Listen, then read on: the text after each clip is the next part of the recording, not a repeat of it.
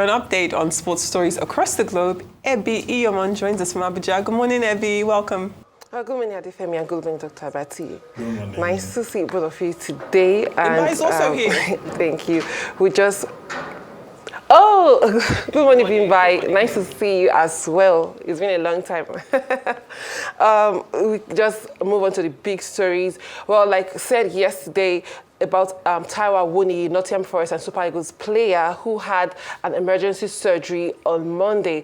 The club announced that the surgery was successful yesterday, posting and explaining the whole situation that happened. But last night, it was said that, or rather announced as well, that he needed to be medically induced, and the procedure, another surgery will take place tonight. It's a very serious situation that the full extent was not known about at the time of the injury. And because of this particular occasion, yes, accidents are most times bound to happen, but the preventions is what a lot of people are looking into, as they're looking into the rule. It highlights the issues with the offside rule, talking about delayed protocol, having the goals to stand before it is viewed by the VAR. Because if you look at the goal which he was going for, Elanga was already offside, but the referee, assistant referee, had to ensure that it was concluded before checking the VAR or raising up the flag. And there's been a lot of criticisms about this. We're wishing him a swift recovery, and especially after the surgery, which will be concluded today. Hopefully, he gets above that. And away from that, the National Sports Festival, which takes place from the 16th of this month, the DG of the National Sports Commission has come out to say that Ogun State is fully prepared, and because of the precedents they seem to be setting already, they will ensure that no state that can host an event properly, can't host an event properly, will be allowed to host any event. Let's take a listen to the DG of the National Sports Commission. Never again are we going to allow any state that doesn't have the wherewithal to organize the sports festival to be given the hosting rights. And I feel Ogun State has done so much to elevate this requirement and the standard. And that is now a challenge to the 8 states that have applied to host the 2028 and the 2030. And that also should be a take-home for Enugu State, who are coming right behind to host the next games. Well, over 10,000 athletes will compete in this particular event, which starts on the 16th.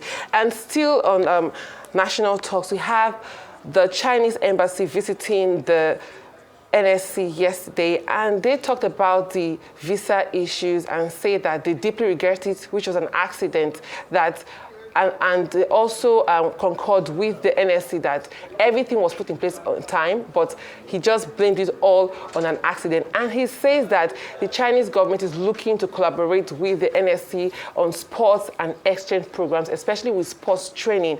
And this was well received by the DG and also the chairman of the National Sports Commission. Hopefully, this kind of visa issues will not come to place again. And still on in a related issue, we have the Adidas Atlanta City Games coming up soon. After the athletes missing out of the China Games, they will now take part in this particular one, which is not like the traditional race run in the stadium. It will take place on the streets, and we have 3 Nigerian athletes who will compete: Tobi Amuso, Ese Brume, and Favour Philly. Favour Philly will take place, participate in the 150-meter race, while Tobi Amuso will participate in 100-meter hurdles, and Ese Brume will take part in the long jump. Good luck to these 3 athletes there. And away from that, back to football, we have the issues with Manchester City United, still ongoing. Now, they had to cut their spendings, and they will not be sponsoring staff, that's backroom staff, to the UEFA Europa League final, which takes place next weekend. But the coach, Amorim, has decided to sponsor 30 of the backroom staff for the final, including their families. He says this is important, especially to make them feel included. While a club like United are not obliged to sponsoring the backroom staff, we have another club like PSG opting to sponsor 600 staff to the Champions League final. We'll see what happens to United and their financial state right now. And finally, for me, we have in tennis, the partnership with, that's the manager and player partnership with Djokovic and Murray has come to an end after 6 months. Both had a mutual agreement to terminate the contract, and they were full of praises for each other. We had Murray and also Djokovic saying that they wish themselves well in their next opportunities. Well, that's all from me on the World of Sports today. Okay, thank you so much, Ebi. As we were mentioning yesterday, definitely extending our well wishes to Taiwo Awoniyi, and we're hoping that he has a very speedy recovery. It is very disturbing to hear the extent of his injuries, and we do hope that he does make a full and fast recovery. As ever, we are looking forward to the Gateway Games taking place in Ogun State, starting off this weekend. Well, starting on Friday, isn't it? So a lot of good news coming out of Nigeria. So very, very happy and excited for that. I can't believe there's Gateway Games happening in Ogun State. I'm sitting with 2 of Ogun State's finest and nobody has invited me. So I hope...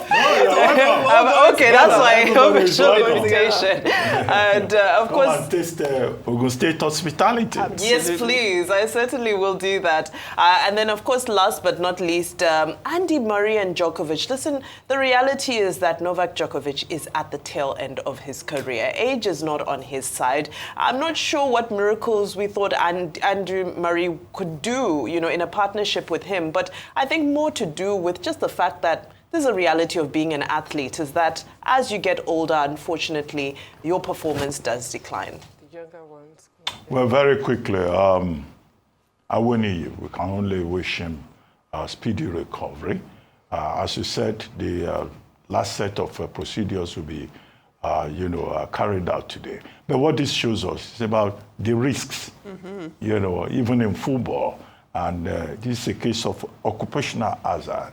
And the statement from the club just shows why a player's healthcare, well-being, is very important and should always come first. Now, Everton is moving away from Goodison Park.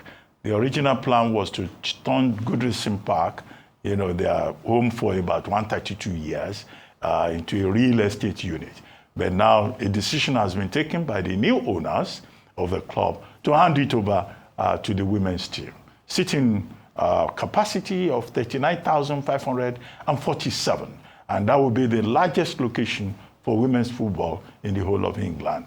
And I think this is a comment on the fact that, women's football is doing very well. And, we're seeing a lot of excitement in that direction. Finally, sports diplomacy. That's the best way to describe, that interaction between the Chinese embassy and the National Sports Commission, just to show that, look, they don't mean any harm. They didn't, have any malice towards Nigeria. And I think it was good optics to see the Sports Commission officials and the cultural counselor of the Chinese embassy saying, let's put this behind us. We can do better, in terms of our relationships. Very good optics. Thank you very much, JB.